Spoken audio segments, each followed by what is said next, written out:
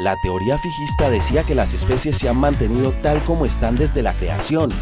Por otro lado, los transformistas aseguraban que las especies se adaptan a los escenarios donde viven, pero no todos estaban de acuerdo en cómo sucedía esto.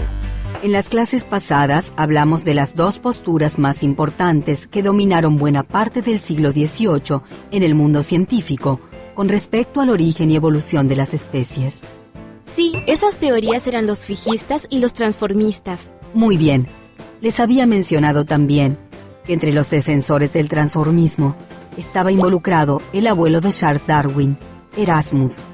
También estaba uno de los más fervientes transformistas que postuló una de las teorías más importantes que prevaleció durante gran parte del siglo XIX. ¿Alguien sabe quién fue? Era Lamarck, ¿no? Sí, así se lo conoce. En realidad era un francés llamado Jean-Baptiste de Monnet, caballero de Lamarck, que vivió entre los años 1744 y 1829. Este naturalista, entre muchos otros aportes, postuló su teoría evolutiva conocida como lamarckiana. Ya sé, a la teoría lamarckiana también se la conoce como herencia de los caracteres adquiridos. ¿Pero el abuelo de Darwin no había ya postulado una teoría sobre lo mismo? Sí, Erasmus Darwin había postulado que las especies provenían de otras, pero no había aportado datos firmes que apoyaran esta teoría. ¿Y cuál fue el aporte de Lamarck? Lamarck propuso un método por el cual las especies podían transformarse y evolucionar. Su teoría postulaba que la evolución provenía de ciertas características del ambiente que actuaban sobre los individuos, haciendo que estos utilicen ciertos órganos o partes de su cuerpo más que otros. ¿Pero de qué manera? Bueno, sostenía que los órganos que más se utilizaban tendían a fortalecerse y desarrollarse. Los que menos se usaban, por el contrario, tendían a reducirse y atrofiarse.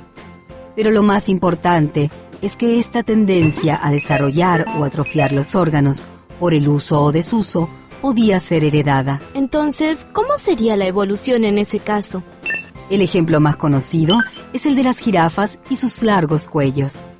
Lamarck imaginaba un pasado con jirafas de cuello corto, como antílopes. Ah, comiendo de plantas al ras del piso.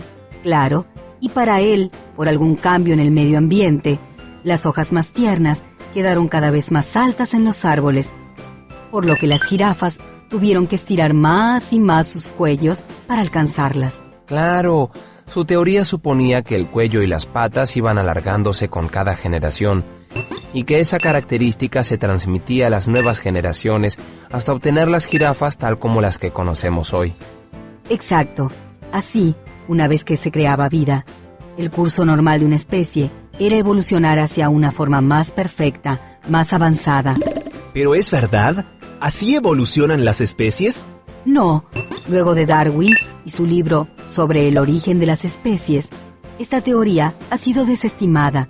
Sin embargo, a veces nace alguna escuela que reivindica la teoría lamarckiana. Ah, sí. El origen de las especies es un libro muy famoso. Así es. Y el darwinismo es, con algunas modificaciones, la teoría que domina el pensamiento científico hasta nuestros días. ¿Estás prestando atención al video? Entonces intenta responder esta pregunta. Te daré la respuesta cerca al final.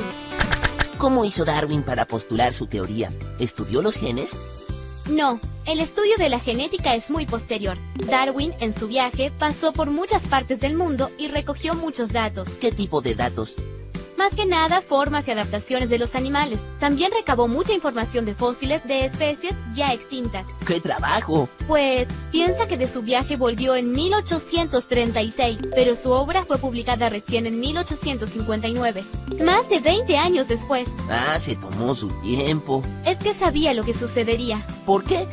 Porque sus ideas eran muy revolucionarias. Además de afirmar, como Lamarck, que el mundo no es estático y que las especies van cambiando, Darwin se diferenció proponiendo que las especies estaban relacionadas unas con otras por antepasados comunes. Incluso afirmó que la especie humana era producto de este tipo de proceso evolutivo y, por lo tanto, era un animal más, que tenía ancestros en común con, por ejemplo, los grandes simios. Sí, claro, todos se enfadaron con él. sobre todo porque ni siquiera podía explicar su teoría con los genes y las mutaciones.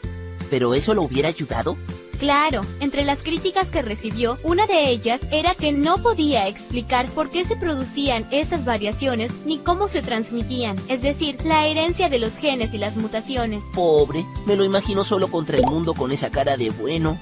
Bueno, en realidad no estaba tan solo. Había muchos científicos que pensaban como él. De hecho, no fue el único que llegó a esas conclusiones al mismo tiempo. ¿Qué? ¿Hubo otros que presentaron lo mismo? En realidad, antes que presentara su teoría, se enteró que otro científico llamado Wallace también había juntado datos de la flora y la fauna de diferentes lugares y había llegado a conclusiones muy parecidas. ¿Le ganaron de mano? Más o menos, porque se juntaron y decidieron presentar su teoría en conjunto. Sí, pero nadie conoce a la teoría más importante de la evolución como la teoría de Wallace. Sí, es verdad, quedó eclipsado por Darwin, pero es bueno pensar que en lugar de ser rivales y que sobreviviera el más apto, se juntaran y decidieran luchar juntos. Tienes razón, eso no se ve mucho. Espero que hayas aprendido mucho hoy. Si quieres saber más, descarga la app de Aula 365 y no olvides suscribirte a nuestro canal.